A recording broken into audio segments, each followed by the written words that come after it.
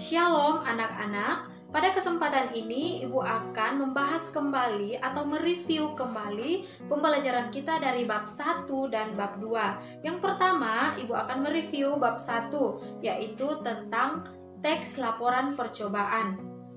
Teks laporan percobaan adalah sebuah tulisan yang dibuat oleh peneliti, baik itu individu maupun kelompok, yang bertujuan untuk memberikan informasi hasil penelitian yang telah dilakukan.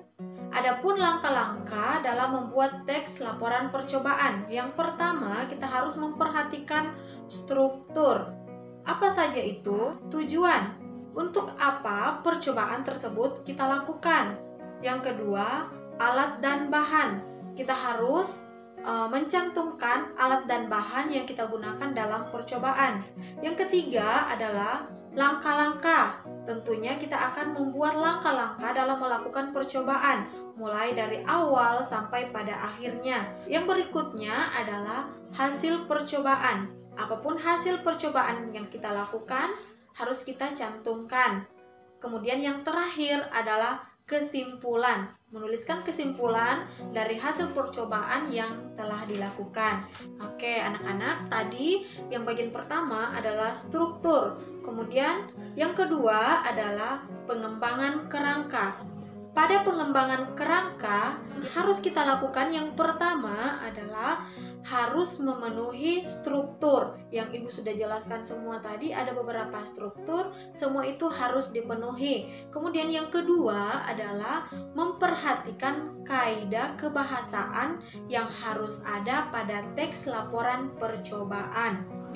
Adapun ciri-ciri teks laporan percobaan, yang pertama adalah teks laporan percobaan bersifat umum atau universal. Yang kedua, teks laporan percobaan lebih menekankan pada pengelompokan terhadap suatu hal yang dibahas. Yang ketiga adalah memilih hubungan antara yang dijelaskan dengan kualifikasi yang dijelaskan. Selain ciri-ciri, ada juga struktur teks laporan. Yang pertama adalah pernyataan umum. Yang kedua adalah uraian.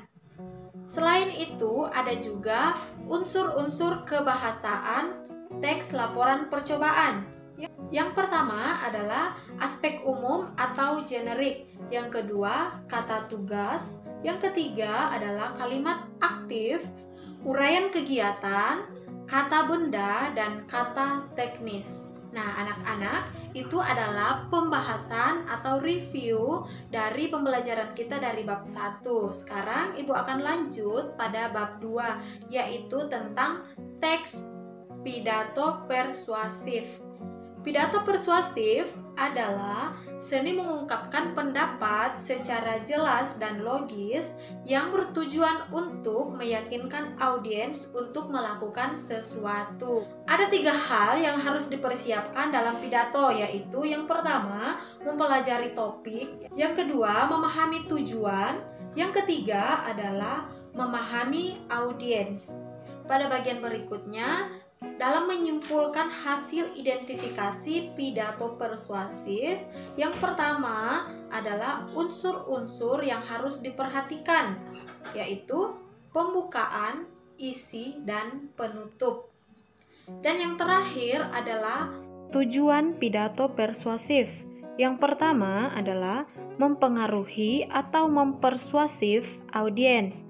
Yang kedua, informasi, memberikan informasi atau wawasan baru atau pengetahuan baru bagi audiens.